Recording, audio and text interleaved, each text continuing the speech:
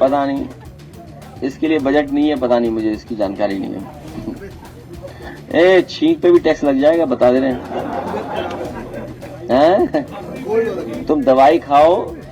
UP के वित्त मंत्री सुरेश कुमार खन्ना ने विधानसभा में 2024-25 का बजट पेश किया। इस दौरान प्रदेशवासियों को करीब 24,000 करोड़ की नई परियोजनाओं का तोहफा दिया गया। साथ ही कई बड़े और अहम ऐलान किए गए। इस पर बाद में प्रेस कॉन्फ्रेंस करते हुए अखिलेश यादव ने हमला बोला। उन्होंने कहा कि सरकार कह रही है कि इस बार का बजट सबसे बड़ा बजट है, लेकिन मैं कहता हूँ बजट केवल नाम का नहीं बल्कि काम का आना चाहिए। अखिलेश यादव ने आरोप लगाया कि बीजेपी सरकार का ये बजट केवल 10% लोगों के लिए है, 90% लोगों को मायूसी हाथ लगी है। इसके बाद अखिलेश ने आगे कहा, वित्त मंत्री सुरेश खन्ना जब कोई बात समझ नहीं पाए तो 2 लाइन के दोहे ही पढ़ दिए।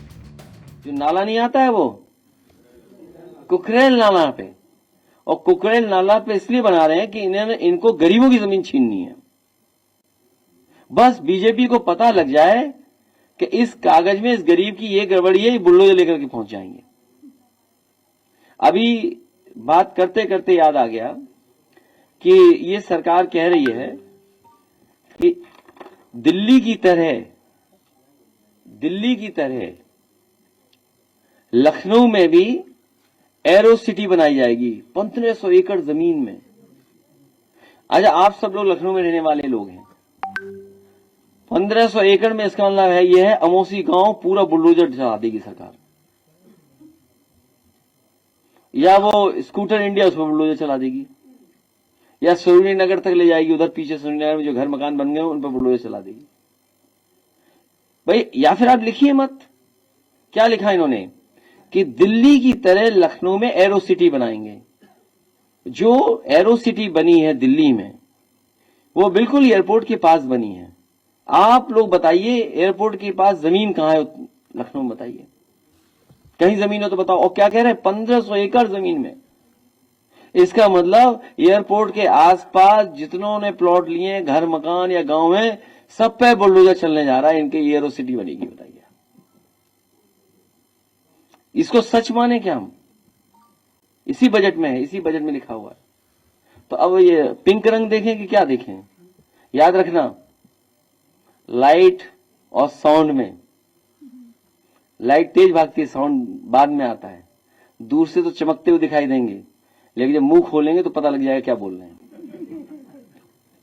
लाइट तो चमचमाती दिखती है।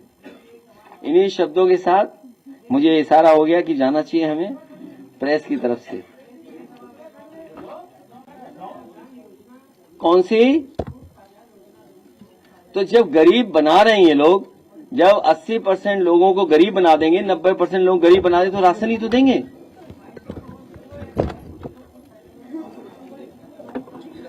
तो किसी क्वालिटी का खाना नहीं मिलेगा और किसी क्वालिटी का राशन नहीं है। राशन बहुत खराब मिल रहा है। जो गरीबों को खाना मिल रहा है वो केवल खराब मिल रहा है। उनकी आंखें टेस्ट हो रही हैं उससे कि कुछ इसमें सामान तो नहीं पड़ा हुआ है, और हाथ को काम मिल गया। बस 2 घंटे लगते हैं उन्हें साफ करने में राशन, तब वो खाना बना पाते हैं। इतनी गंदगी है उस राशन में।